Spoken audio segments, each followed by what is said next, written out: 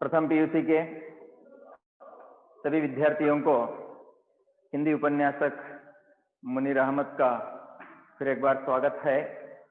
आपको हमने पिछली क्लास में मधुआ नामक लेसन का जो भी पाठ है उसको हमने स्टार्ट किया और उसमें हमें देखा कि कुंवर ठाकुर सरदार सिंह, उनका बेटा कुंवर, उसका नाम नहीं बताया गया है लेसन में, उसको देखभाल करने के लिए लल्लू है और ठाकुर सरदार सिंह के घर में नौकर के रूप में मधुआ काम करता रहता है। शराबी और ठाकुर सरदार सिंह का दोनों का कनेक्शन पहले से भी है और जब मधुआ को लल्लू डांटता है, मारता है, तो तब शराबी उसको देखता है और अपनी कोठरी रूम में ले जाता है और जो ठाकुर सरदार सिंह के द्वारा दी गई 1 रुपया जो देते हैं शराबी को, शराबी ने उस दिन शराब ना पीने के बजाय उसने 1 रुपये में उसके लिए स्नैक्स वगैरह सब कुछ ले आता है, मिठाई, ये सब कुछ हमने लेसन में देखा। तो अब हम आगे बढ़ेंगे इस लेसन को। इस लेसन का पार्ट थोड़ा सा बाकी है। इस क्लास में इस लेसन को खत्म करने के बाद आपको दूसरा लेसन स्मशान, मैं बाद में लिखा हूं आपको उधर, तो वो बाद में उसको देखेंगे, उसका परिचय देकर, लेखक परिचय देकर आगे वो लेसन भी कंटिन्यू करेंगे। और इस लेसन को हमने कहाँ तक रोका था, मैं पेज नंबर बताऊंगा आपको, आप पेज नंबर निकालेंगे और उसका ध्यान से अध्ययन करेंगे। पेज नंबर 145 में आप सेकंड पैरा में देखिए, बालक ने सहज हंसी हंसकर कहा, मधुआ भला हाथ मुंह भी ना धोऊं, खाने लगूं और जाऊंगा कहाँ। मधुआ कहता है, जाऊंगा कहाँ मैं, मेरा कोई नहीं है, और आह कहाँ बताऊं इसे कि चला जाए। जो शराबी है वो सोचता है उसके बारे में कि मैं कहाँ बताऊं इस बालक को, कहाँ चले जाए। अगर आपके यहाँ कोई नौजवान लड़का जिसके माता पिता ना हो अगर मिल जाए, आपके हाथ से थोड़ा सा आप सहायता तो जरूर कर देंगे, लेकिन यहाँ शराबी उसको लाया है, 1 रात अपनी कोठरी में रखा है और सवेरे उठकर जो रात की बची हुई मिठाई वगैरह खाने के लिए वो देता है तो मुंह धोकर खाने लगता है और ये सोचता है उस बालक के बारे में इस पैराग्राफ में कि इस बालक को मैं क्या कह दूं, कहाँ चले जाने के लिए कह दूं। किंतु वह आज तक दुख भी भट्टी में जलता ही रहा है। मधुआ जो है आज तक दुख की भट्टी में, उसके जीवन में संकट, कष्ट, संघर्ष यही है, तो इसको अब इसके बाद भी किस दुख की घटी में भेजने के लिए पसंद नहीं है। भट्टी का अर्थ होता है ऐसा स्थान जहां ईंटों को जलाया जाता है, तो उसे भट्टी कहते हैं। लो, वह चुपचाप घर से जलाकर सोचता हुआ निकला, ले पाजी अब यहाँ लौटूंगा नहीं ही नहीं, तू ही इस कोठरी में रह। शराबी उसको छोड़कर जाता है, निकलता है, गया नहीं अभी, निकलता है, तू ही इस कोठरी में रह। लो, सब कुछ दे देता है उसको। शराबी घर से निकला। गोमती किनारे पहुंचने पर उसे स्मरण हुआ कि वह कितनी ही बातें सोचता आ रहा था पर कुछ भी सोच ना सका। गोमती एक नदी का किनारा है, वो क्या करेगा, बालक को घर में ही छोड़ दिया, अपनी कोठरी में छोड़ दिया। उसको घर नहीं कहेंगे, कोठरी कहेंगे, यानी कि रूम। कोठरी करते हैं एक रूम, एक रूम में उसको छोड़ दिया। ये गोमती नदी के किनारे जाता है शराबी। देखिए अब किस प्रकार बालक का प्रवेश होने से शराबी के जीवन में परिवर्तन आता है। एक प्रश्न का उत्तर भी है ये पैरा। हाथ मुंह धोने लगा। गोमती नदी के किनारे शराबी हाथ मुंह धोने लगा। उजली धूप निकल आई थी, दोपहर का समय था, धूप आई थी। वह चुपचाप गोमती के धारा को देख रहा था। धूप की गर्मी से सुखी होकर वह चिंता भुलाने का प्रयत्न कर रहा था कि किसी ने पुकारा। वह वहां गया, उसकी धारा, वेव्स जो होते हैं, वेव्स, धारा, उसको देखने लगा और कुछ सोचने लगा। उतनी में एक आदमी पुकारता है शराबी को। नदी के पास एक आदमी शराबी को पुकारता है। अब यह है कि कोठरी में मधुआ घर में ही बचा है, रूम में ही बच चुका है अभी। पुकार के क्या कहता है, देखिए वह आदमी शराबी को, भले आदमी रहे कहाँ, तुम इतने दिन तक कहाँ थे, सालों पर दिखाई पड़े, बहुत दिनों के बाद तुम दिखाई पड़े, तुमको खोजते खोजते मैं थक गया। तुम्हें ढूंढता ढूंढता मैं थक गया, तुम क्यों है? एक आदमी पुकारते हैं, उसको शराबी को पुकारते हैं। अब देखिए, शराबी ने चौंक कर देखा, शराबी उठकर चौंक कर देखता है, वह कोई जान पहचान का तो मालूम होता था, पर कौन है यह ठीक ठीक ना जान सका। कोई पहचान का आदमी था, लेकिन कौन है यह ठीक से जान ना सका। 2 साल पहले किसी को कहा, हमें बस स्टैंड पे, रेलवे स्टेशन पे, या कोई एयरपोर्ट पे, या कहीं बाजार में या मॉल में किसी को देख लिया, वहां पहचानत हो गई हमारी। 2 साल के बाद अगर वो हमें दिखाई दे तो जरूर भूल जाएंगे, आवाज तो थोड़ा सुनाई था। उसने फिर कहा, ये आदमी ने शराबी से फिर कहता है,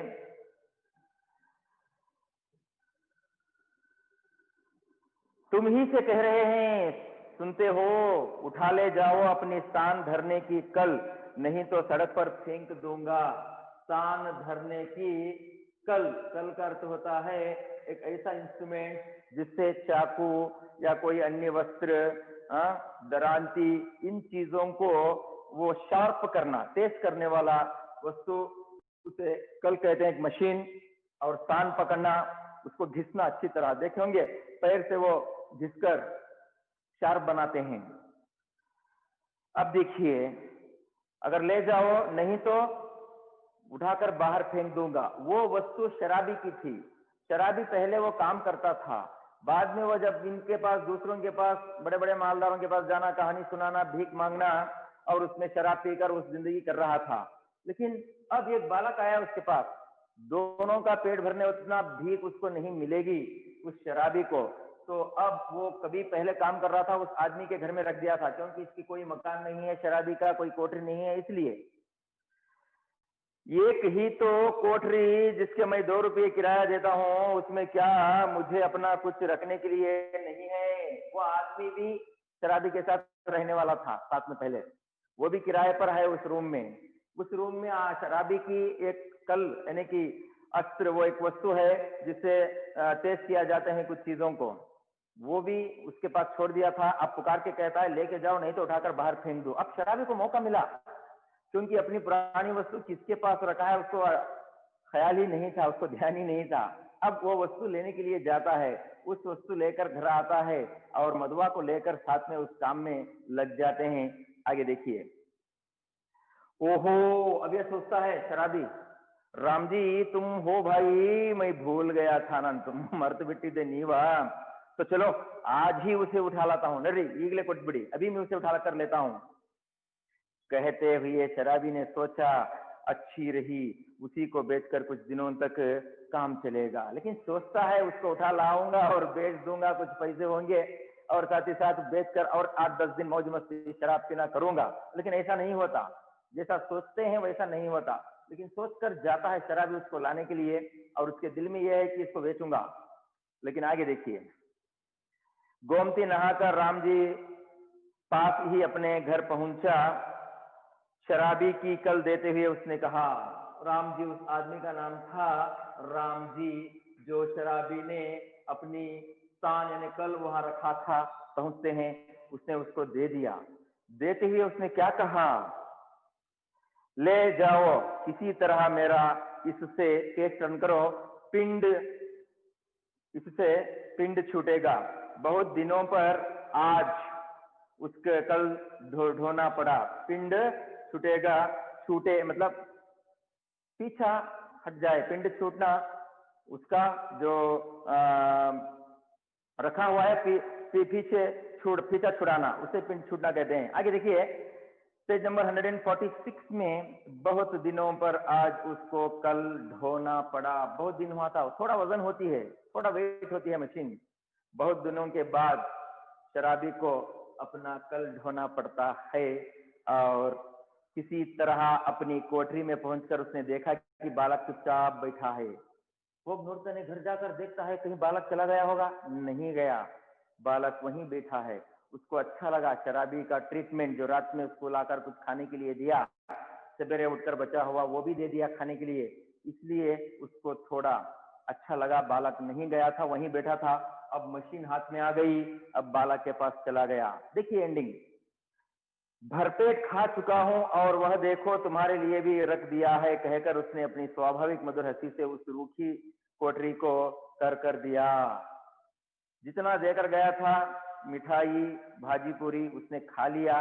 देखो मैंने खाया है पेट भर के और तुम्हारे लिए भी कुछ रखा है मैंने, तुम खा लो। देखो समझकर उस कोठरी की ओर बालक देखता है। शराबी एक क्षण भर चुप रहा। शराबी साइलेंट हो जाता है। अरे बालक को मैंने गालियां लेकर गई थी, जब तक मैं आऊंगा तुम चले जाओ, लेकिन बालक नहीं गया। चुपचाप खड़े होकर सोचता है।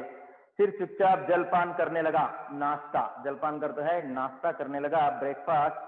मन ही मन सोच रहा था, शराबी मन ही मन सोच रहा है, यह भाग्य का संकेत नहीं तो और क्या है। चलूं फिर शान देने का काम चलता करूं। अब सोचता है ये तो मेरा भाग्य का काम है, मेरे लिए कोई बीबी या पत्नी या बच्चे नहीं है। इस बालक को ही मैं अपना बेटा समझता हूँ और शान देने के काम में गांव गांव उस मशीन को ढोकर जाएंगे। गांव में फार्मर्स यानी किसान होते हैं, उनके अस्त्र होते हैं जो खेती बाड़ी में इस्तेमाल करते हैं, उन सबको शार्प करने का काम करूंगा और कुछ पैसे आएंगे तो उसमें मैं अपना गुजर करूंगा। तो ये सोचता है। अब दोनों का पेट भरेगा, दोनों भी खाएंगे उस कमाई में। वही पुराना चरखा फिर सिर पड़ा, फिर उसको लेना पड़ा। वही पुराना चरखा जो घुमाते हैं हाथ से या पैर से और ऊपर रखकर उसको शार्प करते हैं। नहीं तो दो बातें किस्सा कहानी इधर उधर की कहकर अपना काम चला ही लेता था। अगर बालक ना होता तो मैं किस्सा कहानी स्टोरी कुछ वगैरह बोलकर किसी के पास जाकर अपना जीवन में बिता सकता था। लेकिन अब ये बालक के आने से शायद मेरी किस्मत भी बदलेगी, फिर दो आदमी होंगे, मेहनत भी होगी, दोनों हेल्प में काम कर लेंगे एक दूसरे के। पर अब तो बिना कुछ किए घर नहीं चलने का। अब कुछ काम नहीं करेंगे तो घर नहीं चलेगा। आपके माता पिता आपको कुछ कपड़े, फीस, खाना पानी, स्नैक्स घुमाने के लिए अगर जाना है तो वो कुछ करना ही पड़ता है, काम काज करना पड़ता है। उसी प्रकार ये भी सोच रहा है कि कुछ काम करेंगे तो मिलेगा। जल पीकर बोला, नाश्ता होने के बाद पानी पीकर शराबी बोलता है उस बालक को, क्यों रे मधुआ, अब तू कहाँ जाएगा? बोल अब तू कहाँ जाएगा? शायद वो वेट कर रहा था शराबी के आने के बाद चले जाऊं। सवाल करता है तू कहाँ जाएगा? कहीं नहीं, बोलता है मैं कहीं नहीं जाऊंगा। जितना रात से लेकर अब तक उसको राहत, सुकून, विश्रांति मिली थी उतना ठाकुर सरदार सिंह के घर में उसको नहीं मिली थी। लल्लू उसको बार बार लात मारता था, खाने के लिए कुछ भी नहीं देता था। कहीं नहीं कहता है वो, यह लो तो फिर क्या यहाँ जमा गड़ी है कि मैं खोद खोद कर तुझे मिठाई खिलाता रहूंगा? जमा का मतलब है कैश, सेविंग, पैसा। कहीं यहाँ गड़ा नहीं है। उसे खोद खोद कर पुराने जमाने में अपने दादा दादी या परदादा हो, वो जमीन में जब बैंक नहीं होते थे, लॉकर्स नहीं होते थे, तो यहाँ ऑनलाइन ट्रांसफर में कोई नहीं होता था, तो तब वो अपने घरों में या कहीं खेतों में किसी को दिखे बिना उसका गार्ड रखते और लाकर खर्च करते थे। इस प्रकार की जमा मेरे पास गड़ी नहीं है, कोई पैसा मेरे पास नहीं है। जमा का मतलब है कैश। तब कोई काम करना चाहिए, करेगा? जो कहो। ये पूछता है, हाँ तुम जो कहोगे वो काम करूंगा। मधुआ कहता है शराबी से, अच्छा तो आज से मेरे साथ साथ घूमना पड़ेगा, फ्रॉम टुडे ऑनवर्ड। आज से तुम मेरे साथ साथ घूमना पड़ेगा। धूप हो, वर्षा हो, ठंड हो, जो भी हो, आप घूमना पड़ेगा। यह कल तेरे लिए लाया हूं, देखो यह मशीन तेरे लिए लाया हूं मैंने। चल आज से तुम्हें शान देना सिखाऊंगा। आज से तुझे किस प्रकार शान पकड़ते हैं, किस प्रकार उसको शार्प करते हैं, वो दिखाऊंगा मैं। आजकल तो इलेक्ट्रिक है, इलेक्ट्रिक में या बैटरी के द्वारा उसको शार्प किया जाता है। उस समय में हाथ से या पैर से ही दबाकर जब वो हीट होती है उसको शार्प बनाते थे। कहाँ इसका कुछ ठीक नहीं, पेड़ के नीचे रात बिता सकेगा ना? एल्लो होगबेकु, हेग होगबेकु, कहाँ जाना इसका तो गारंटी नहीं। अगर रात हो गई, गांव में कोई नहीं रखेंगे, कहीं रास्ते पर पेड़ मिल गया तो वहां सोना पड़ेगा। सोते हो? कहीं भी रह सकूंगा, बालक कहता है कहीं भी रह सकूंगा। पर उस ठाकुर की नौकरी ना कर सकूंगा, ये ठाकुर की नौकरी नहीं करूंगा। शराबी ने एक बार स्थिर दृष्टि से उसे देखा, बालक को देखता है, बालक में कितना वो उत्साह है उस काम के लिए, ये देखता है और उसको उठा लेता है, बुला लेता है। बालक की आंतें दृढ़ निश्चय की सौगंध खा रही थी।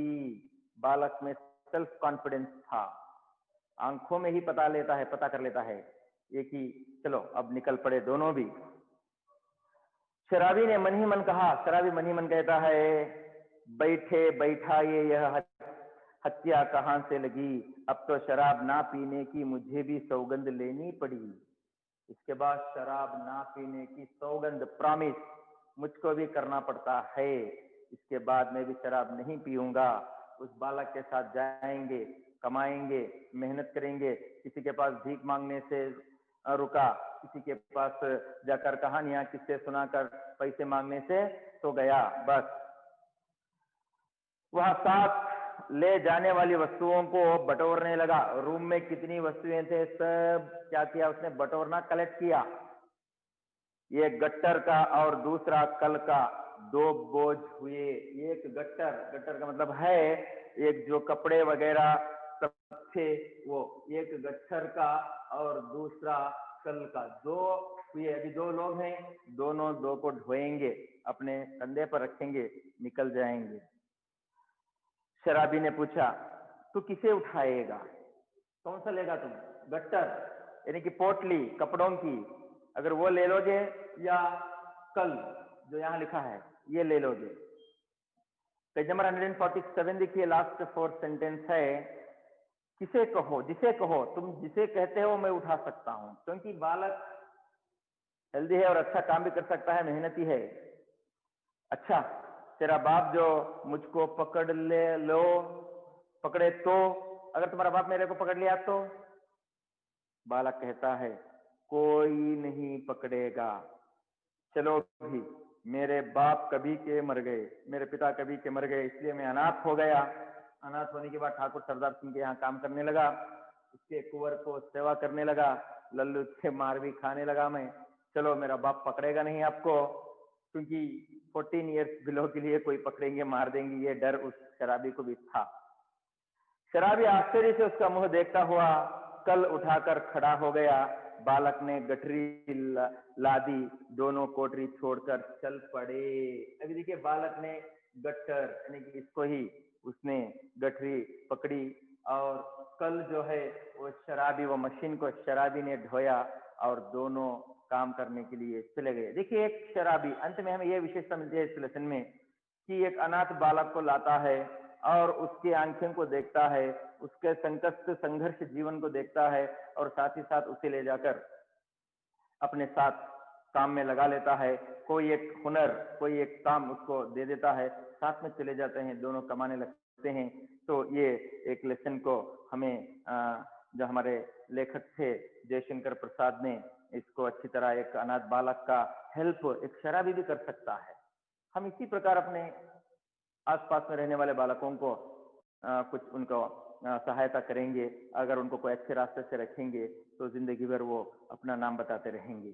तो ये था एक छोटा सा लेसन मधुआ, और इसके बाद और एक लेसन हम कंप्लीट करेंगे क्योंकि समय बाकी है।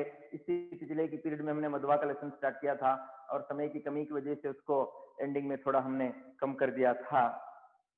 बालक का नाम क्या है, क्वेश्चन आंसर पढ़ के हम आगे चले जाएंगे। सिंगल सेंटेंस का, बालक का नाम मधुआ था। ठाकुर सरदार सिंह का लड़का कहाँ पढ़ता था? लखनऊ में। बड़े बड़ों के घमंड चूर होकर कहाँ मिल जाते हैं? बड़े बड़ों के घमंड चूर मिट्टी में मिल जाते हैं। और गंदी कोठरी में बालक को खाने के लिए क्या मिला? एक सूखा पराठा उसको मिलता है। शराबी के हाथ में कितने रुपये थे? 1 रुपया। सीली जगह पर सोते हुए बालक ने क्या ओढ़ लिया? एक गठरी ब्लैंकेट यानी कि उसको ओढ़ लेता है। बालक की आंखें किसकी सौगंध खा रही थी? दृढ़ निश्चय की सौगंध खा रही थी। तो ये एक छोटा सा लेसन आपको, इसको मैंने कंप्लीट किया और इसी क्लास में आगे कंटिन्यू करेंगे। पार्ट नंबर, लेसन नंबर 2 उसी पार्ट का, उसका नाम है स्मशान। और अब इसको मिटा देता हूं और आप अच्छी तरह टेक्स्ट बुक पढ़ते रहिए। आपको जैसा टेक्स्ट बुक पढ़ते रहेंगे उसी प्रकार कहानी समझ में भी आएगी, और फिर एक बार इसको आप रिपीट करके घर में पढ़ लेंगे तो अच्छी तरह समझ में आएगी। लेसन नंबर 2, वही अपठित भाग में। इस पार्ट में आपको 3 लेसन करना पड़ता है हम लोग, उसमें तो आज ऑलरेडी 2 का स्टार्ट करके और जितना होता है उतना आज इसमें करेंगे, और बचा हुआ पार्ट नेक्स्ट क्लास में जिसको हम कर सकते हैं। इसकी लेखिका है स्मशान, स्मशान की लेखिका है वही अपठित भाग में स्मशान लेसन। इधर मैं लिखता हूँ स्मशान लेसन, और इस लेसन में इसकी लेखिका है मन्नू भंडारी। जब आप सेकेंड ईयर में आ जाएंगे तो मन्नू भंडारी की एक कहानी वहां भी मिल जाएगी आपको। मन्नू भंडारी का जन्म देखिए 1931 में 1931 में मध्य प्रदेश के भानपुरा नामक गांव में होता है। मध्य प्रदेश के भानपुरा नामक गांव में होता है। ये काशी हिंदू विश्वविद्यालय से एमए की परीक्षा इन्होंने पास की है, और इनका विवाह प्रसिद्ध लेखक राजेंद्र यादव से होता है। और इनके प्रमुख कहानी संग्रह हैं, उसमें देखिए सबसे पहले मैं हार गई, 3 निगाहों की एक तस्वीर, एक प्लेट सैलाब। तो ये इनका परिचय है। ये बस केवल पढ़ने के लिए है, आपको पार्ट 1 गद्य भाग की तरह यहाँ कोई आपको संदर्भ में आपको लेखक का परिचय, लेखिका का परिचय कोई देने की आवश्यकता नहीं रहती इस पार्ट में, इसलिए मैं आपको ठीक से समझा रहा हूँ आप पढ़ते समय। लेकिन स्मशान के लेखिका कौन है? मनु भंडारी। इसके प्रीवियस सेशन में हमने देखा मधुआ के लेखक कौन है, वो है जयशंकर प्रसाद। इस प्रकार आपको ध्यान में रखने के लिए है बस। तो इतना इनका हो गया, और मैं आपको पेज नंबर 148 में लास्ट पैरा, इंट्रोडक्शन पैरा में मैं एक बार पढ़ूंगा आपको इस कहानी के अंतर्गत। अगर ऐसा बोल दूंगा तो भी आपको कहानी समझ में आ जाएगी। देखिए इसमें स्मशान में कोई लेसन है कि सब जानते हैं कि स्मशान जब आदमी मर जाता है, या हम लोग या कोई भी दूसरे भी कोई दुनिया में आदमी दुनिया से चल बसता है, उसको एक दिन भी घर में नहीं रखते। अगर रखेंगे तो भी 24 आवर्स, उसके बाद उसको दफन करने के लिए या जलाने के लिए या अपने अपने धर्म के हिसाब से उसका क्रियाकर्म करने के लिए स्मशान ले जाते हैं। तो वो आपको याद होगा कि स्मशान का अर्थ क्या है। अब देखिए यहाँ स्मशान के साथ यहाँ दूसरा 2 है, एक पहाड़ी है। स्मशान के साथ कौन है? पहाड़ी है। ये दोनों बातें करते हैं इस लेसन में, लेखिका मनु भंडारी ने लिखा है। और स्मशान लेसन क्यों है? तो यहाँ देखिए एक युवक है, और युवक है ना, वो आदमी जो है सुकेशी नाम की स्त्री से या लड़की से शादी करता है, और सुकेशी को इतना प्यार देता था कि एक दिन सुकेशी की अचानक मृत्यु हो जाती है। जब उसको दफन करने के लिए लाते हैं तो सब लोग दफन करके चले जाते हैं, और उस स्मशान में जो युवक है फूट फूट कर रोता है। सुकेशी से कहता है वो मरने के बाद कि मैं तुम्हें कितना प्यार करता था, तुम मेरी अर्धांगिनी थी, सहभागिनी थी, सब कहता है। फिर भी स्मशान सोचता है कि इतना रोता है वो, इतना दुख व्यक्त करता है, स्मशान सोचता है कि अपनी पत्नी की याद में ये युवक भी कुछ ही दिन में मर जाएगा, ये स्मशान सोचता है। लेकिन युवक जो है थोड़े दिन के बाद फिर एक डेड बॉडी आती है स्मशान को। स्मशान सोचता है कि शायद जो उसकी पत्नी की याद में इतना रोया था आदमी 6 महीने 2 साल पहले, तो शायद उसकी ही बॉडी आती होगी, उसका ये मृतदेह आता होगा, ये सोचता है। लेकिन युवक दूसरी पत्नी को लेकर आता है, तीसरी पत्नी को लेकर आता है। इसलिए स्मशान यहाँ हंसता है कि आदमी की कल्पना, आदमी की इच्छा किस प्रकार होती है कि एक को रोते हुए उसको दफन कर दिया, दूसरी को भी कर दिया, और तीसरी को भी लेकर आता है। तो स्मशान ये कहता है कि इस लेसन में ये बताया गया है कि आदमी कितना सेल्फिश है। तो पहली पत्नी पर ही वो नहीं, दूसरी भी शादी होता है और तीसरी भी होता है। ये कहानी इसके अंतर्गत है, आपको बहुत अच्छा समझाएंगे। पहले बिगिनिंग 2 पैरास में आपको स्मशान और पहाड़ी, ये दोनों की बातचीत क्या होती है, पहाड़ी क्या हेल्प करती है, स्मशान लोगों को किस प्रकार देखते हैं, लोग जो है स्मशान को किस प्रकार देखते हैं, जो अपनी अभिव्यक्ति, अपना एक्सप्रेशन जो है स्मशान पहाड़ी से कहलाता है। अपना दुख जो है वो पहाड़ी से कहलाता है। स्मशान कोई गाली देता है तो स्मशान चले जाओ, लेकिन इस प्रकार की गालियां स्मशान को पड़ती रहती हैं।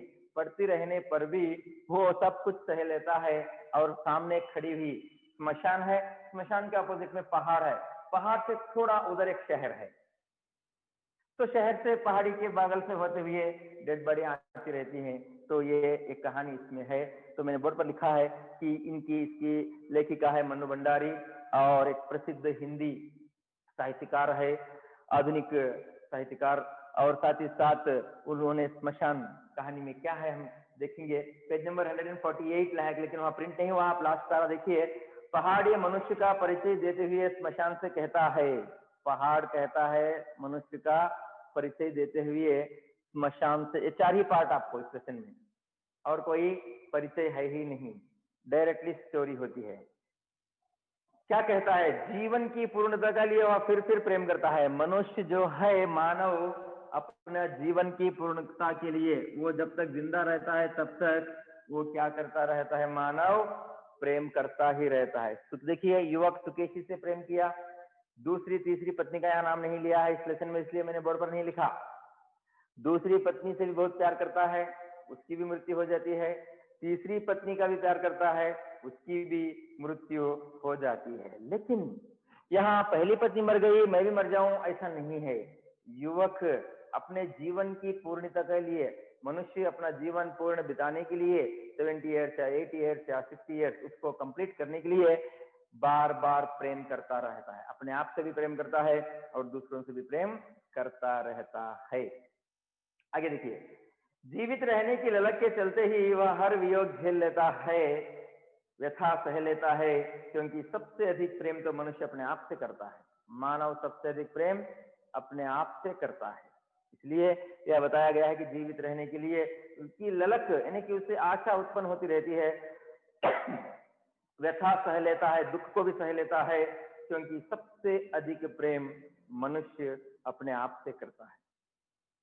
प्रस्तुत कहानी में मन्नू भंडारी ने इस सत्य को उजागर किया है। मन्नू भंडारी ने मनुष्य जीवित रहने के लिए सब दुखों को सहकर भी उसकी जीने की आशा किस प्रकार होती है उसका वर्णन इस लेसन में किया है। मनुष्य की स्वार्थपरता, सुख लोलुपता एवं जीवन की वास्तविकता का परिचय कराने हेतु प्रस्तुत व्यंग्य रचना चयनित है। एक व्यंग्य रचना है। यहाँ पहाड़ या श्मशान कोई बातें नहीं करते, वो तो निर्जीव वस्तु है, फिर भी उन दोनों का कन्वर्सेशन, किस प्रकार की प्रतिक्रिया एक दूसरे से है, ये यहाँ वर्णित किया गया है। देखिए, लेसन स्टार्ट करेंगे। बहुत अच्छा लेसन है, आपको ध्यान से देखो। पेज नंबर 149 में पहले बिगिनिंग, रात के 10 बजे होंगे। स्मशान के एक ओर डोम ने बेफिक्री से खाट बिछाते हुए कबीर के दोहे की ऊंची तान छेड़ दी। जे ही घट प्रेम ना संचरई, तो ही घट जान मसान। डोम का अर्थ होता है उस स्मशान में लाए हुए मुर्दों को जो दफन करते हैं, उसका खड्डा खोदने वाला आदमी, उसको कमिटी से डिसाइड करके रखते हैं, वहीं सोता है वो। कोई रात में आ जाए तो खड्डा खोदना है और उस व्यक्ति को उसके अंदर दफन करना है। डोम, ये आदमी क्या सोचता है, बिगिनिंग में देखिए कबीर के दोहे गाता है वो। एक पंक्ति में आपको फिर एक बार पढ़कर उसका मीनिंग बताएंगे, बाद आगे के तारा की ओर ध्यान देंगे।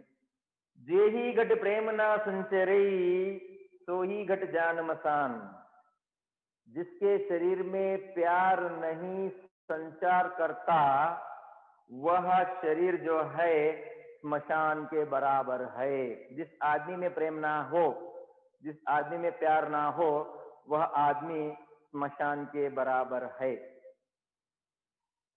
स्मशान का दिल भर आया।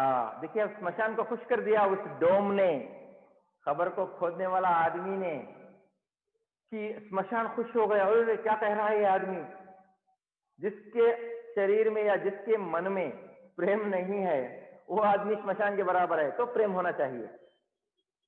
स्मशान खुश हुआ।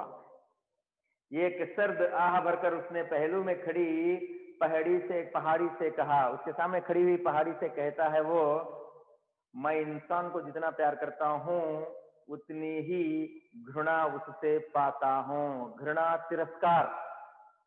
मैं आदमी को कितना प्यार करता हूं। देखिए, अच्छा आदमी हो, बुरा आदमी हो, पापी हो, पुण्य का काम करने वाला आदमी हो, अगर उसका मर जाने के बाद उसको ले आएंगे तो मैं अपनी गोद में ले लेता हूं, मेरी जगह में उसको दफन कर देते हैं।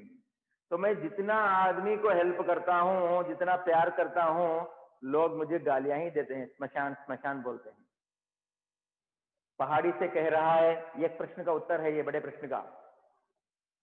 सभी मनुष्य यही चाहते हैं कि कभी उन्हें मेरा मुंह ना देखना पड़े। कुछ लोगों को भय होता है कि कहीं कब्रिस्तान या स्मशान उसके बगल में चले जाते हैं तो डर जाते हैं, वहां नहीं जाएंगे, भूत प्रेत हो जाएंगे, या मैं मर जाऊंगा देखने पर स्मशान को। इस प्रकार की कोई कॉन्सेप्ट उनमें होती है। ये लोग क्या करते हैं, स्मशान को हमेशा गालियां देते रहते हैं, भला बुरा कहते रहते हैं। पर वास्तव में मैं इतना बुरा नहीं हूं। स्मशान कहता है वास्तव में मैं इतना बुरा नहीं हूं। संसार में जब मनुष्य को एक दिन के लिए भी स्थान नहीं रह जाता, तब मैं उसे अपनी गोद में स्थान देता हूं। दुनिया में बड़े बड़े कंट्रीज के बड़े बड़े मिनिस्टर, प्रेसिडेंट, चाहे किसी भी कंट्री के हो, मर जाए तो कोई रख देंगे क्या? 5 साल 2 साल तक नहीं, 5 घंटे भी नहीं रखेंगे, 24 घंटे रखेंगे, या कोई लिमिटेड होगा टाइम। तो सबको संसार में रखने की, उसको कोई घर में रखने की कोई उम्मीद भी नहीं रखते, कोई उसको इच्छा भी नहीं प्रकट करते। सब लोगों को मैं क्या करूंगा, अपने स्मशान में स्थान दूंगा, जो घर में रखने से डर जाते हैं। चाहे कोई अमीर हो या गरीब, वृद्ध हो या बालक, मैं सबको समान दृष्टि से देखता हूं।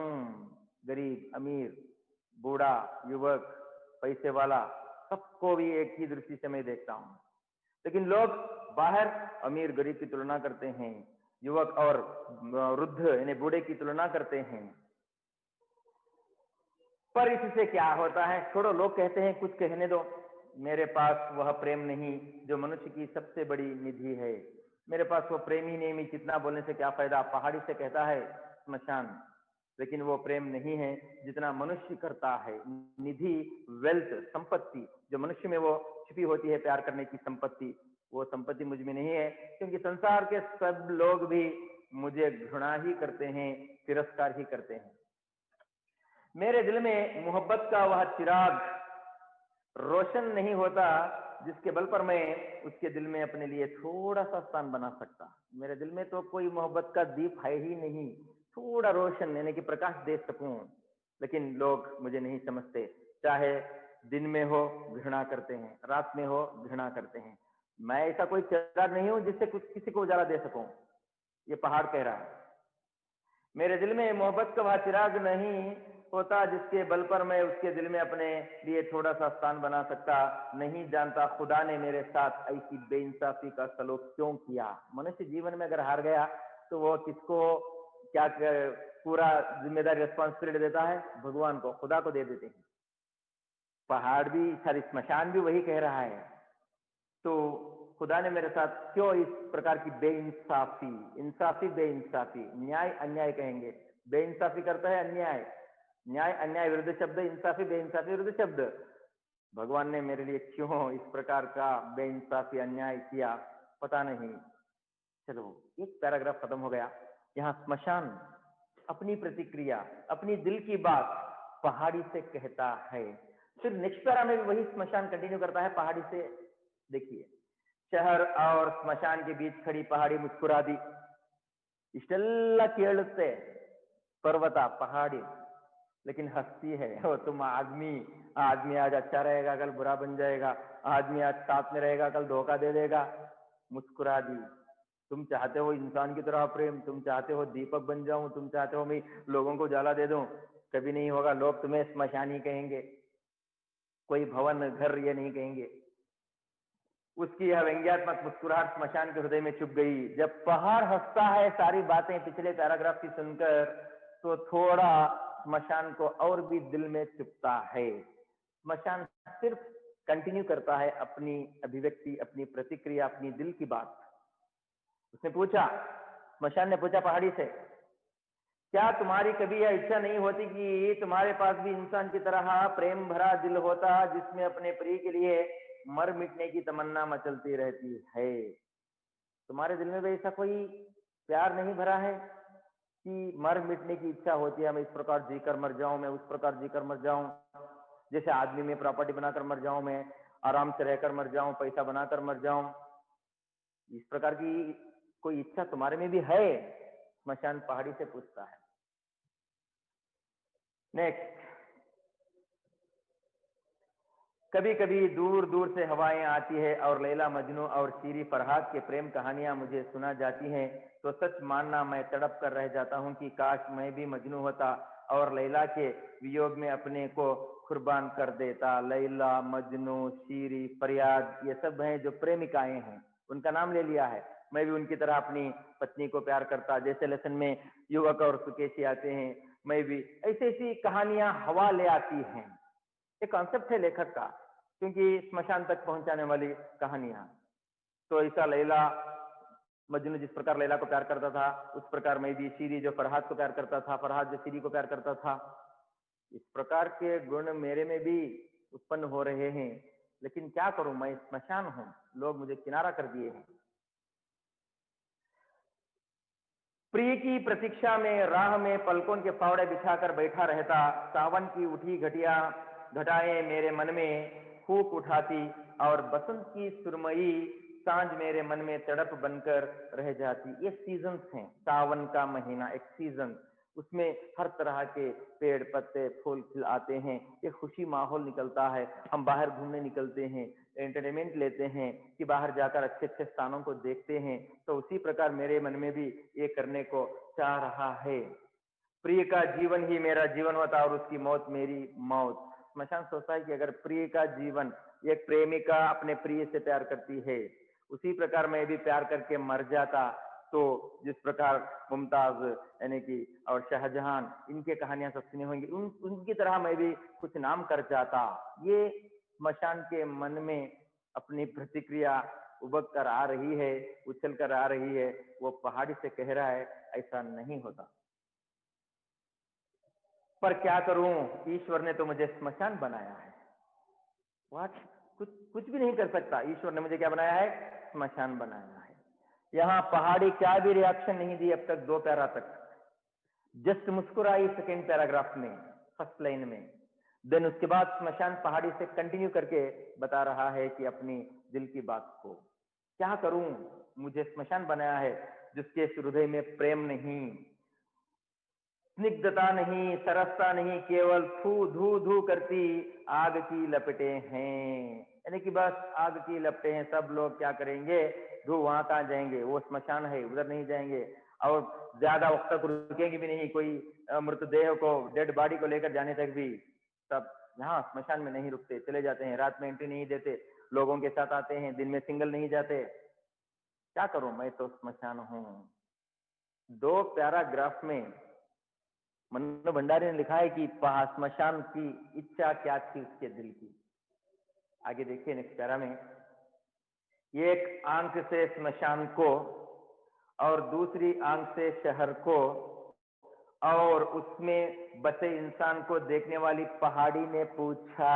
अब पहाड़ी पूछती है, अब पहाड़ी पूछती है। पहाड़ी के 2 आंखें वर्णन किया गया है लेखिका मन्नू भंडारी ने।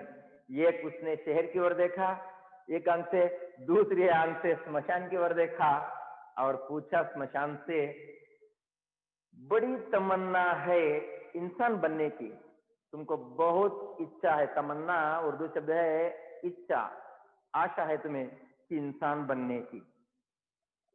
स्मशान ने कहा। अब स्मशान पहाड़ी से जवाब देता है, तमन्ना मनुष्य के पास जैसा प्रेममय हृदय है, पेज टर्न करो 150, उसे पाने के लिए मैं अपने जैसे 100 जीवन भी कुर्बान कर सकता हूं। मनुष्य की तरह प्रेम बढ़ाने के लिए मैं अपना 100 जान हो, 100 लाइफ हो, मेरी जान हो, लेकिन उसको मैं कुर्बान कर देता हूं, सैक्रिफाई कर देता हूं।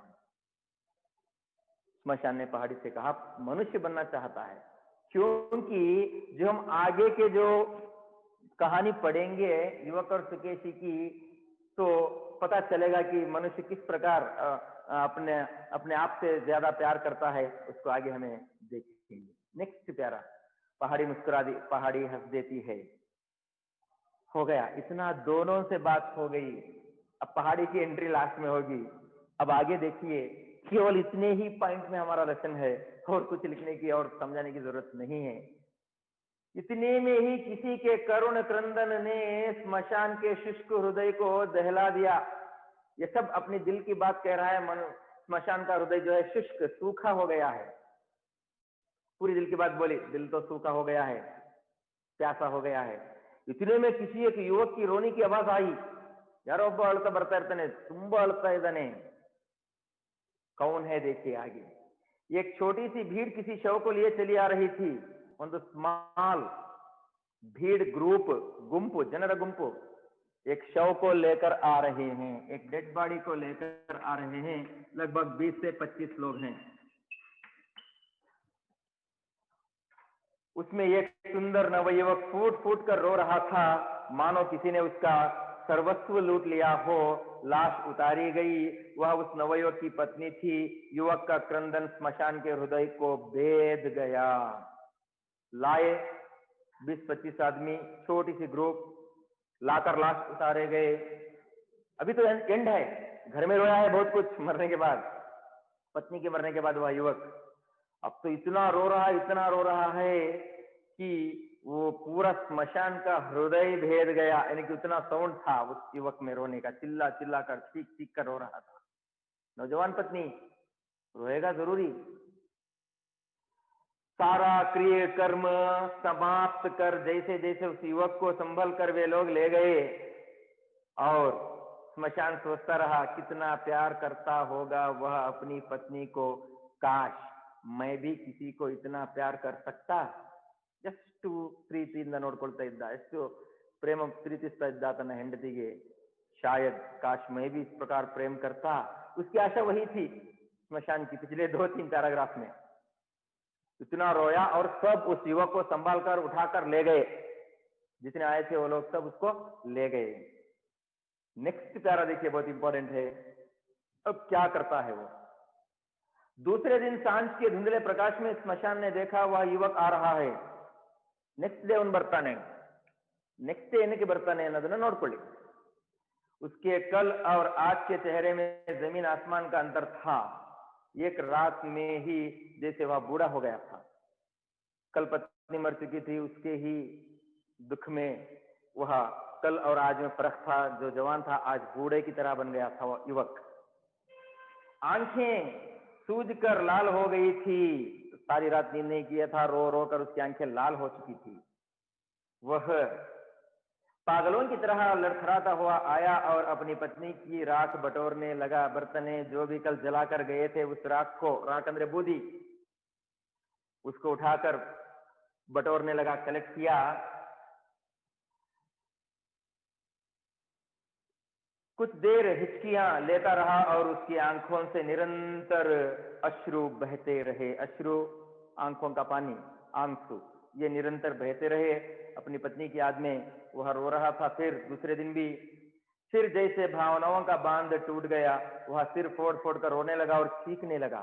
सिर फोड़ फोड़ कर जमीन को मार मार कर अपना सिर रोता है और चिल्लाने लगा, चीखने लगा। क्या कहकर चीखता है देखिए, अपनी पत्नी को याद करके। तुम मुझे छोड़कर कहां चली गई सुकेशी। इस पैराग्राफ में उसकी पत्नी का नाम दिया गया है। तुम मुझे छोड़कर कहां चली गई। ನನ್ನ ಬಿಟ್ಟು ಎಲ್ಲಿ ಹೋದೆ। दुख आಗಿದೆ मनुष्यನಿಗೆ। याद है कितनी बार तुमने कस्में खाई थी कि जिंदगी भर तुम मेरा साथ दोगी, पर 2 वर्ष में ही तुम तो मुझे अकेला छोड़कर चली गई। कितने वर्ष में? Only 2 year. 2 वर्ष में ही तुम मुझे छोड़कर चली गई। तुमने कहा था कितनों जन्मों तक मेरा साथ दोगी। अब मैं तुम्हारे बिना जीवित नहीं रह सकूंगा। रो रहा है, चिल्ला रहा है। स्मशान उसकी बातों को ऑब्जर्व कर रहा है। यहां तुम मुझे अपने पास बुला लो, नहीं तो मुझे ही तुम्हारे पास आने का कोई उपाय करना पड़ेगा। तुम नहीं तो मेरे जीवन का कोई अर्थ नहीं, कोई सार नहीं, कोई रस नहीं। ನೀನಿಲ್ಲಾಂದ್ರೆ ನನ್ನ ಜೀವನದಲ್ಲಿ ಏನೂ ಇಲ್ಲ, कोई सार, जीने का सत्य, प्रिंसिपल, फिलॉसफी कुछ भी नहीं है। अगर मैं ही आ जाता हूं तुम्हारे पास। स्मशान देखता है, स्मशान सोचता है कि शायद ये कल ही मर जाएगा। तुम ही तो मेरा जीवन थी, मेरी प्रेरणा थी। अब मैं जीवित रहकर करूंगा भी क्या। तू ही तो मेरा जीवन, तू ही मेरा प्रोत्साहन, प्रेरणा, गाइडर। अब मैं रहकर क्या करूंगा। मुझे अपने पास बुला लो, मैं तुम्हारे बिना नहीं रह सकता, नहीं रह सकता, किसी तरह भी नहीं रह सकता, तुम्हें छोड़कर मैं किसी तरह भी नहीं रह सकता। ये सब बातें बार बार चिल्ला चिल्ला कर कहता है। अब देखिए आगे स्मशान क्या सोचता है। इसी प्रकार वह विलाप करके रोता रहा, सिर फोड़ता रहा और मूक स्मशान अपनी सूखी पथराई आंखों से इस दृश्य को देखता रहा। स्मशान उस आदमी को ही देखता रहा, क्या हो जाएगा, इतना रो रहा है, इतना दुख व्यक्त कर रहा है, सिर फोड़ पड़ कर रहा है, जमीन को कुचल रहा है अपना सिर, शायद ये आदमी मर जाएगा जरूर। इंसान बनने की, प्रेम करने की और अपने प्रिय के वियोग में इस नवयुवक की भांति मर मिटने की तमन्ना और अधिक जोर पकड़ती रही। स्मशान को और भी यहाँ इंस्पायर होता जाता है कि ओ मैं जरूर इंसान बनना चाहिए। देखिए वो कितना प्यार करता था अपनी पत्नी को, कितना दुख व्यक्त कर रहा है। इंसान बनने की प्रतिक्रिया स्मशान करता है फिर एक बार वहां इस लेसन में। यह वह यही सोचता रहा, काश मैं भी किसी को इसी तरह दिलो जान से प्यार कर सकता। नान इधे यारगादरू अपने दिलो जान से, प्राण से ज्यादा दिलो जान से प्यार करता तो देखिए लोग उसको कितना दुख व्यक्त कर रहे हैं। वो आदमी स्वयं सिर फोड़ फोड़ कर रो रहा है। उसके पहलू में खड़ी पहाड़ी मुस्कुरा रही, पहली में खड़ी हुई पहाड़ी केवल मुस्कुरा रही है, बस पहाड़ी मुस्कुरा रही है। स्मशान की तो प्रतिक्रिया और आशा बढ़ती जा रही है, इच्छा, इंसान बनने की इच्छा। इंसान बनेगा नहीं स्मशान कभी भी। नेक्स्ट प्यारा, पेज नंबर 150, इसमें देखिए, रो धोकर वह व्यक्ति तो चला गया, पर स्मशान के हृदय को उसके आंसू गर्म सलाखों की तरह दग्ध करते रहे। उसने पहाड़ी से कहा, तो होकर चला गया उस दिन, लेकिन स्मशान को बहुत दुख हुआ उस आदमी के दुख के साथ।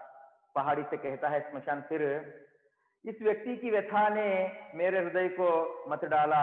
यूं तो यहाँ रोज ही ऐसे कितने ही व्यक्ति आते हैं, पर जाने क्यों इसके दुख में, इसकी वेदना में ऐसा क्या था जो मैं कभी नहीं भूल सकूंगा।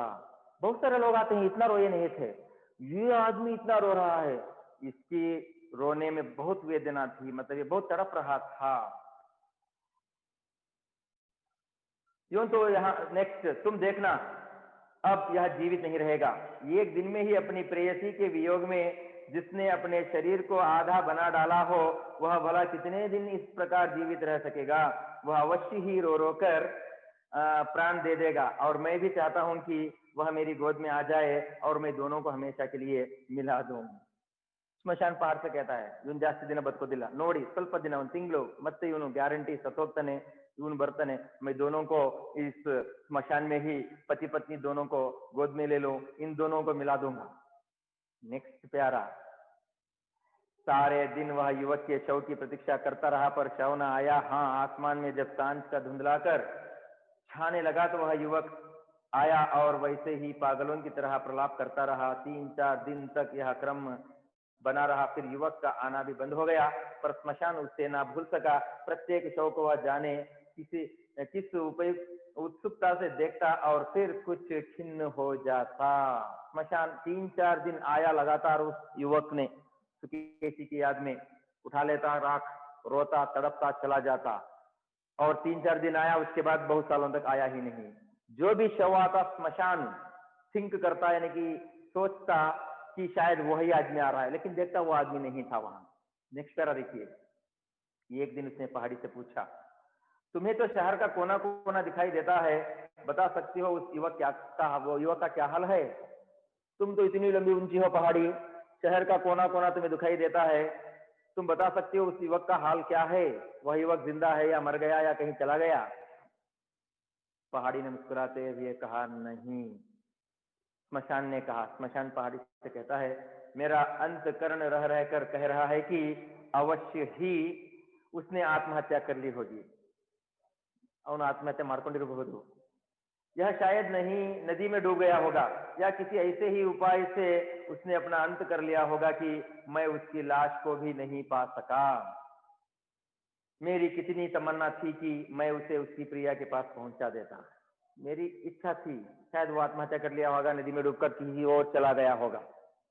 मेरी कितनी इच्छा था कि उस युवक को यहाँ लाए, उसकी मृतदेह को लाए और उसकी पत्नी सुकेशी से मैं मिला दूं। ये सोच रहा था। पहाड़ी ने पूछा, पहाड़ी पूछता है स्मशान को, तुम्हें विश्वास है कि वह मर गया होगा? उन सच्चिदानंद ने ये विश्वास दे दिया। स्मशान खींच उठा, गुस्सा आया, खींच उठना, गुस्सा आया। तुम लोग बिल्कुल ही पत्थर हो, तुम पत्थर के पत्थर हो। जिसके हृदय के को प्रेम की तीर ने भेद दिया हो वह कभी जीवित नहीं रह सकता। सुकेशी का प्रेम इतना भेद दिया है उसके दिल को, जिंदा नहीं रह सकता वो। पहाड़ी केवल मुस्कुरा दी, केवल हंसना काम पहाड़ी का हमेशा। दिन आए और चले गए, कुमार दिना कड़धोइत। अपने आंचल में इंसानों को अपने प्रेमियों के वियोग में आंसू बहाते देख स्मशान का मन इंसान के प्रति और अधिक श्रद्धालु होता गया, और यह एक क्रम सा हो गया कि स्मशान इंसान के अलौकिक गुण गाया करता और पहाड़ी मुस्कुराया करती। ये सिलसिला चलता रहा। हमेशा स्मशान गाया करता था, लोगों के गुण गाया करता था, आदमियों के, इंसानों के, लेकिन पहाड़ी मुस्कुराती रहती, क्योंकि जैसा तुम सोच रहे हो वैसा इंसान है ही नहीं। Turn the page, page number 152 में देखिए। इसी प्रकार 3 वर्ष बीत गए। कितने वर्ष बीत गए? 3 वर्ष बीत गए। 0 to 3, 3 वर्ष बीत गए। यहाँ एक पत्नी मर गई, 0, यहाँ एक पत्नी मर गई। अब देखिए यहाँ दूसरी। 3 वर्ष की लंबी अवधि भी स्मशान के मन से उस सुंदर युवक की व्यथा को ना पहुंच सकी। वह अक्सर उसकी बात करता। मूर मातार्तने तो स्मशान पहाड़ी से उसके उन आंसुओं की बात करता जो उसने अपनी प्रेयसी के वियोग में बहाए थे। उसके उस अनुपम प्रेम की बात करता जिसने उसे अवश्य ही आत्महत्या के लिए बाध्य कर दिया होगा। उसके उस करुण विलाप की बात करता जो आज भी उसके हृदय को माथे डाल रहा था। स्मशान हमेशा उस युवक की बात, उसकी प्रेम की बात, उसकी दुख की बात यही करता रहा पहाड़ी के साथ। तभी एक दिन, उसके बाद एक दिन, नेक्स्ट पैरा, उसका हृदय किसी परिचित स्वर की करुणा चीत्कारों से दहल उठा। मत कूक बरता दे। आफ्टर 3 ईयर, मैं ऊपर लिखा हूं 0 से 3 साल, 0 में एक पत्नी, 3 साल में दूसरी पत्नी। नंबर 2 लिखा है मैंने यहाँ, या 2 नहीं लिखूंगा तो आपको समझ में आएगा, 1 प्लस करते जाएंगे, ये भी अच्छा है। नेक्स्ट, उसने देखा वही सुंदर युवक एक छोटी सी भीड़ के साथ किसी शव को लिए आ रहा है। स्मशान ने सोचा वह अभी जीवित है। अब इस अभागे पर ईश्वर ने कौन सा दुख डाला है? स्मशान देख लिया, अरे यही वो आदमी आ रहा है युवक। अरे यह कौन है? शायद उसका माता या कोई पिता मर गया होगा, या कोई भाई या बहन मर गई होगी। अब कौन सा दुख है, यानी कि कौन सा दुख डाल दिया उसको इस अभागे पर। नेक्स्ट प्यारा, पर वहां पर जो बातचीत हो रही थी उससे यह समझने में देर ना लगी कि वह भी उसकी पत्नी ही थी। वो भी पत्नी थी, उसको मालूम हो गया। जो आदमी आए, बातचीत किए, जो दफन करने के लिए आए थे, वो लोगों की बातों से स्मशान को समझ में आ गया कि ये उसकी दूसरी पत्नी थी। सब लोग कह रहे थे इसके भाग्य में पत्नी का सुख ही नहीं लिखा है, वरना 5 ही वर्ष में यूं 2-2 पत्नियां ना छोड़ जाती। देखिए इसकी शादी होकर 2 साल हुई थी, और नेक्स्ट +3 5 साल हो गए। 5 साल में 2 पत्नियां मर गई हैं। नेक्स्ट, स्मशान ने सोचा वह अभी जीवित है। अब नेक्स्ट, वो 5 ही वर्ष में छूट जाती। अभी बेचारे की उम्र ही क्या है, अभी युवक है, उसकी उम्र ही कितनी है, बहुत कम उम्र में 2 पत्नियां मर चुकी। आज भी युवक का क्रंदन अत्यंत करुण था। आज भी उसकी चीत्कारें हृदय को दहला देने वाली थी। ಇವತ್ತು ಕೂಡ ಅಷ್ಟೇನೆ, ಮೊದಲನೇ ಹೆಂಡತಿ ಸತ್ತಾಗ ಅವನು ಯಾವ ತರ ದುಃಖವನ್ನು ವ್ಯಕ್ತಪಡಿಸಿದ್ನೋ ಅದೇ ರೀತಿ ಎರಡನೇ ಹೆಂಡತಿ ಸತ್ತಾಗಲೂ ಕೂಡ ಅಷ್ಟೇ ದುಃಖವನ್ನು ವ್ಯಕ್ತಪಡಿಸ್ತಾ ಇದ್ದಾನೆ। उसके पहले दिन के रूप में और आज के रूप में कोई विशेष अंतर नहीं था। जैसे जैसे धीरज बांधकर और पकड़कर लोग उसे ले गए, सेम, कोई चेंजेस नहीं था। पहली पत्नी के टाइम में उसने कितना वियोग व्यक्त किया, उसी तरह दूसरी पत्नी के मरने पर भी उसने उतना ही वियोग व्यक्त किया। आपको पेज नंबर 152 में लास्ट बट 1 प्यारा में देखिए, एक बार कल हुआ था, फिर भी एक बार देखिए। आज भी युवक का क्रंदन अत्यंत करुण था। दूसरी पत्नी के शव को जलाने के बाद वह युवक आज भी उतना ही रो रहा था। क्रंदन, रोना, दुख व्यक्त करना। आज भी उसकी चीत्कारें हृदय को दहला देने वाली थी। आज भी उसके आंसू गर्म सलाखों की भांति हृदय को दहला देने वाले थे। चीत्कारें, चिल्लाना, गर्म सलाखें की तरह दिखाई, आंसू उतने गर्म निकल आ रहे थे कि हृदय को दहला देती थी। हृदय कांप उठता था, इस प्रकार वो चीखता था। देखने वालों के मन में भी करुणा पैदा होती थी। पहली पत्नी तो चली गई, चलो कोई प्रॉब्लम नहीं। दूसरी पत्नी भी 3 साल के बाद मर गई, तो सब लोग दुख में थे। उसके पहले दिन के रूप में और आज के रूप में कोई विशेष अंतर नहीं था। पहला दिन मतलब ये पहली पत्नी मरने के समय में, दूसरा दिन मतलब इस पत्नी के मरने के समय में। There is no any different, कोई चेंजेस था ही नहीं। जैसे जैसे जैसे तैसे धीरज बांधकर और पकड़कर लोग उसे ले गए। ये ना धैर्य तुम भी, चलो तुम्हारे नसीब में जितना था उतना ही होगा, ये समझकर लोग उसे क्या करने लगे, ले जाने लगे, घर ले गए लोग उसको। आगे देखिए, यहां से आज शुरू करना है। चलिए एक बार बताऊंगा, 152 पेज नंबर में आपको लास्ट प्यारा की ओर आना होगा। स्मशान के मन में वर्षों से मनुष्य के अलौकिक प्रेम की जो धारणा जमी हुई थी, उसको पहली बार हल्का सा धक्का लगा। सम एक्सपेक्टेशन इरुत्ते नम्मल्ली, ಹೀಗಾಗುತ್ತೆ ಹಾಗಾಗುತ್ತೆ ಅಂತ ಹೇಳಿ ಅದು ಆಗ್ಲಿಲ್ಲ ಅಂದ್ರೆ धक्का क्या होगा, थोड़ा सा धक्का लगने लगता है। वो ಆಗ್ಲಿಲ್ವಲ್ಲ ಅಂತ ಹೇಳಿ ಸ್ವಲ್ಪ ಮೈಂಡ್ ಡೈವರ್ಟ್ ಆಗುತ್ತೆ। उसी प्रकार स्मशान के मन में इंसान के प्रति अलौकिक प्रेम थी, अलौकिक प्रेम था, फिर भी आज उसको धक्का लगा, क्योंकि वो इस प्रकार रोकर गया था पहली पत्नी के समय में कि दूसरी शादी नहीं होगा। पहली पत्नी को इतना प्यार करता था, समझ में आ गया कि वो दूसरी शादी नहीं होगा ऐसा समझ के, लेकिन दूसरी शादी भी हुआ और दूसरी पत्नी की मृत्यु हुई। अब स्मशान को इंसान के प्रति थोड़ा प्यार कम होगा।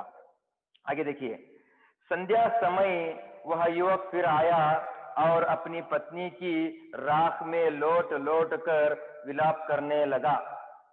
ಹೌದು, ಅವನು ಪ್ರೀತಿಸ್ತಾ ಇದ್ದಾನೆ, पहली पत्नी को भी उसी तरह वो प्यार कर रहा था, दूसरी पत्नी को भी उसी तरह प्यार कर रहा था। लेकिन जैसा रेगुलर आता है, दूसरी पत्नी मरने के बाद आया शाम को नेक्स्ट डे अकेला, आने के बाद उसी तरह वो लोट लोट कर विलाप करने लगा, दुख व्यक्त करने लगा। मैंने क्या कहता है देखिए, दूसरी पत्नी की राख बटोर कर, राख का अर्थ है बूदी, राख डस्ट जो जली हुई, उसको बटोर कर दूसरी पत्नी के बारे में कहता है। इससे पहले हमने पहली पत्नी के बारे में किस प्रकार कहा था, अब देखिए दूसरी पत्नी के बारे में क्या कहता है। मैंने स्वप्न में भी नहीं सोचा था कि तुम मुझे इस प्रकार छोड़कर चली जाओगी।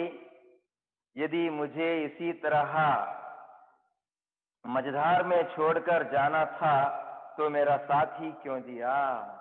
मुझे इसी तरह इस स्मशान में छोड़कर जाना हो तो मुझे मेरा साथ क्यों दे दिया।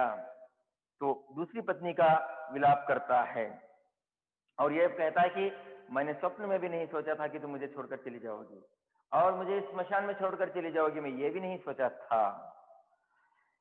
यदि मुझे इसी तरह मझधार में छोड़कर जाना था तो मेरा साथ ही क्यों दिया, क्यों मेरा साथ दिया 2 साल 3 साल। अगर इस प्रकार मुझे स्मशान में अकेला में छोड़कर जाना था, मझधार अकेले में छोड़कर जाना था, तो क्यों साथ दिया। अब मैं तुम्हारे बिना कैसे जीवित रहूंगा। पहली पत्नी को भी यही वाक्य कहा था उसने, तुम्हारे बिना कैसे जीवित रहूंगा। तुमने अपनी मधुर मुस्कानों से एक दिन में ही मेरे मन से सुकेशी की व्यथा पहुंच दी थी। जब दूसरे शादी होकर आया था, यह ब्याह बनकर आया, ब्याह होकर आया था, तो सुकेशी का प्लेस इसने भर्ती किया था, दूसरी पत्नी ने। एक दिन में सुकेशी का प्यार इसने दे दिया था, सुकेशी उसको भुलाता गया। वह मैं मन प्राण से तुम्हारा हो गया, तुम ही तो मेरा प्राण थी। अब यह निष्प्राण देह कैसे जीवित रहेगी। प्राण निष्प्राण, प्राण जो रहता है, निष्प्राण जो नहीं रहता है, प्राण नहीं रहता है जीवन।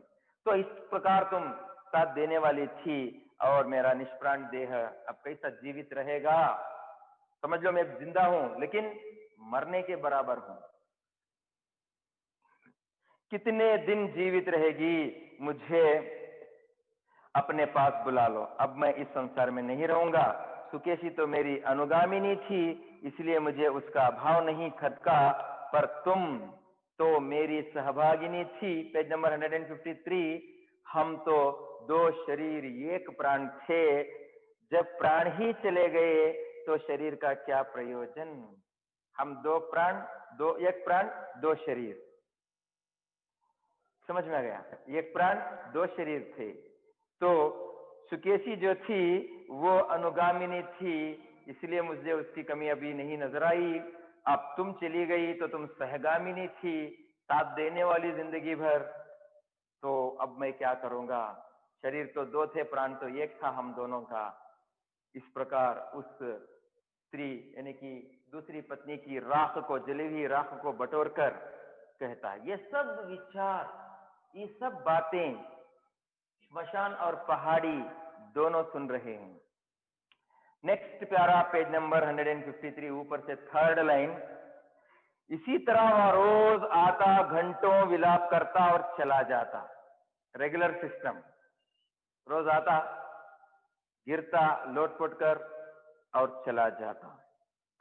उसके आंसुओं में कुछ ऐसी शक्ति थी, उसके विलाप में कुछ ऐसी सच्चाई थी कि स्मशान के मन में पहले जो एक हल्की सी संदेह की रेखा उभर आई थी वह भी मिट गई। कल पड़ोटी तो शायद ये युवक दूसरी शादी नहीं होगा, वो भी चली गई। अब स्मशान कंप्लीटली साइलेंट हो गया, क्योंकि मनुष्य अपने से ज्यादा प्यार करता है। आगे देखिए पेज नंबर 153 में सेकंड प्यारा। एक बार फिर स्मशान उसके शव की प्रतीक्षा करने लगा और अधिक दृढ़ विश्वास के साथ कि इस धक्के ने अवश्य ही उसके जीवन का अंत कर दिया होगा। ಇನ್ನೂ ಕಾನ್ಫಿಡೆನ್ಸ್ ಗೊತ್ತಾಗ್ತಿದ್ಯಾ? ಇನ್ನೂ ಕಾನ್ಫಿಡೆನ್ಸ್, ಕೊನೆ ಓವರ್ನಲ್ಲಿ ಮ್ಯಾಚ್ ಗೆಲ್ತಾರೆ, कॉन्फिडेंस, विकेट इरते कॉन्फिडेंस। लेकिन स्मशान को अब यह पता चला कि दूसरी पत्नी मरने के बाद अब वो मर जाएगा। पहली पत्नी मर गई, मरा नहीं, दूसरी शादी हुआ, दूसरी पत्नी मर गई, अब तो ये जरूर मरेगा, क्योंकि दो बीवियों की चिंता है उसको। अब दो बीवियां मरने की, दो पत्नियां मरने की चिंता हो गई है उसको, अब जरूर वो जिंदा नहीं रहेगा। वंस अगेन ये वेट करता है। स्मशान बराबर मन में यह साध संजोए बैठा रहा कि कब वह उस युवक और उसकी पत्नी को अपनी गोद में सदा के लिए मिला दें। पत्नी नहीं है, पत्नियां। स्मशान वेटिंग में था, कब मैं इस युवक का मृत्यु हो जाए और ये मेरी गोद में आ जाए, इसकी पत्नी और उसको मिला दूं, यह वेट कर रहा था स्मशान। ऐसा मिलाप जिसमें वियोग का भय ना हो, बिछुड़ने की आशंका ना हो, पर उसका शव ना आया। ತುಂಬಾ ವೇಟ್ ಮಾಡುತ್ತೆ ಸ್ಮಶಾನ್, ಆದರೆ ಸುಮಾರು ದಿನಗಳವರೆಗೆ ಯಾವುದೇ ಶವ ಬರೋದಿಲ್ಲ, कोई शव नहीं आता। उसके हृदय की लालसा बनी रही। स्मशान के हृदय की लालसा, इच्छा ही बनी रही। वो वेट कर रहा है कि युवक मृत्यु जरूर हो जाएगी, वो आएगा, लेकिन लालसा ही बनी रही। नेक्स्ट प्यारा। फिर वही डर्रा चल पड़ा। रोज ही न जाने कितने शव जलते, वही डर्रा, वही सिस्टम, वही प्रथा चलती रही। रोज लोग आते हैं, कोई ना कोई मर जाता, दफना देते, जला देते, चले जाते, मनुष्य रोते। स्मशान मनुष्य के अलौकिक प्रेम के गुण गाता और पहाड़ी मुस्कुराती। अंतर था तो केवल इतना कि स्मशान के स्वर में कुछ उतार आ गया था और पहाड़ी की मुस्कुराहट में व्यंग्य कुछ अधिक स्पष्ट और प्रखर हो गया था। ये दोनों में बातचीत होती रही थी। पहाड़ी हमेशा व्यंग्य जोक्स लेकर वो हंसती रहती थी, स्मशान बस विलाप यानी कि सोचता रहता कि शायद ये युवक आ जाएगा। नेक्स्ट प्यारा देखिए, पेज नंबर 153, लास्ट प्यारा। 2 वर्ष भी नहीं बीत पाए होंगे कि स्मशान के कानों में फिर वही परिचित स्वर सुनाई पड़ा। कितने वर्ष? फिर 2 वर्ष हुए। समझ में आ गया? ये हम यहाँ 0 लेंगे, यहाँ 3 लेंगे, यहाँ 2 लेंगे, तो टोटल 5 वर्ष हो जाएंगे। समझ में आ गया? +3, ये 2 मिलाएंगे। समझ में आ गया? तो 5 वर्ष में युवक की कितनी पत्नियां मर गई? 3 पत्नियां। नेक्स्ट देखिए, 2 वर्ष भी नहीं बीत पाए कि स्मशान के कानों में फिर वही परिचित स्वर सुनाई पड़ा और उसके आश्चर्य का ठिकाना नहीं रहा। अदे सौंड, अदे शब्द पहले 2 बार सुन चुका है स्मशान, आश्चर्य का ठिकाना ना रहा। इदेनप्पा मत्ते आ युवक अಳ್ಕೊಂಡು ಬರ್ತಾ ಇದ್ದಾನಲ್ಲ, फिर वही युवक रोते हुए आ रहा है। क्या है ये? आश्चर्य का ठिकाना नहीं रहा जब उसने देखा कि वह युवक इस बार अपनी तीसरी पत्नी के शव को जलाने आया है। कितनी पत्नी के? तीसरी पत्नी के शव को जलाने के लिए वह आया था। ये दूसरी, अब लिखता हूं इधर तीसरी पत्नी, तीसरी पत्नी के शव को जलाने के लिए वो आया था। अब उसने सोचा, स्मशान ने सोचा, शायद बिना प्रेम के ही है उसने मजबूरी में विवाह कर लिया हो। और बिना प्रेम के लोग कहे होंगे अभी तुम युवक हो, चलो 2 पत्नियां तो नसीब में रहे नहीं रहे, तीसरी पत्नी तो नसीब में रहेगी, लोग फोर्सफुली उसका विवाह किया होगा मजबूरी से। पर युवक का विलाप सुनना तो वह भ्रम भी जाता रहा। वो तीसरी पत्नी को भी इतना जोर जोर से रो रहा है, हर पत्नी को रो रहा है। नेक्स्ट, आज भी उसका क्रंदन उतना ही करुण था, आज भी उसकी चीत्कार हृदय को दहला देने वाली थी, आज भी उसके अश्रु गर्म सलाखों की भांति धंध कर देने वाले थे। जो पहली पत्नी को रोया, दूसरी पत्नी को रोया, उसी प्रकार द सेम थिंग उसने यहां भी किया तीसरी पत्नी के मरने के बाद भी। तो बात ये समझ में आ रही है कि मनुष्य कितना प्रेम करता है दूसरों से भी और अपने आप से भी प्रेम करता है। नेक्स्ट, उसके पहले वाले रूप में और आज के रूप में कोई अंतर ना था। जब फर्स्ट रोया था, थर्ड रो रहा है, सेकेंड रोया था, थर्ड रो रहा है, तो इसमें कोई डिफरेंट है ही नहीं। उतना विलाप, उतना दुख उस युवक ने किया। नेक्स्ट, उसकी बातें भी वही थी, केवल इतना अंतर था कि आज उसे अपनी तीसरी पत्नी ही सबसे अधिक गुणी दिखाई दे रही थी। तीसरी पत्नी ही सबसे अधिक गुणी दिखाई दे रही थी।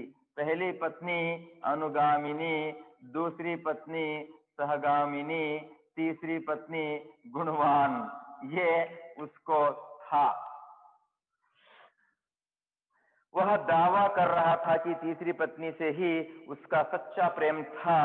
पहली 2 स्त्रियों का प्रेम बचपना था, नासमझी थी। पहले 2 पत्नियों का प्रेम जो था वो बचपना था, नासमझी थी। और तीसरी पत्नी जो थी उनके नाम नहीं दी गई है, यहाँ दूसरी और तीसरी पत्नी का नाम नहीं दिया गया। तो ये तीसरी पत्नी बस समझदार थी वो। नेक्स्ट, पहली उसकी अनुगामिनी थी, दूसरी सहगामिनी थी, तीसरी पहली अनुगामिनी, दूसरी सहगामिनी, तीसरी अग्रगामिनी थी, आगे ले जाने वाली। उसकी पथ प्रदर्शिका थी, जिसके पेश टर्न करो, बिना वह एक कदम भी जीवित नहीं रह सकता। तीसरी पत्नी के बिना एक कदम भी वह जीवित नहीं रह सकता, ये उसका व्यक्ति था। और 3 पत्नियां उसको, उसकी मृत्यु, 3 पत्नियों की मृत्यु भी हुई। वही विलाप, वही रोना, वही प्रेम। पेज नंबर 154 में देखिए फर्स्ट लाइन, वही पुरानी बातें, वही विलाप, वही क्रंदन, मानो इसका भावना के साथ कोई संबंध ही ना हो। कंठस्थ पाठ की तरह वह उसे दोहरा रहा था।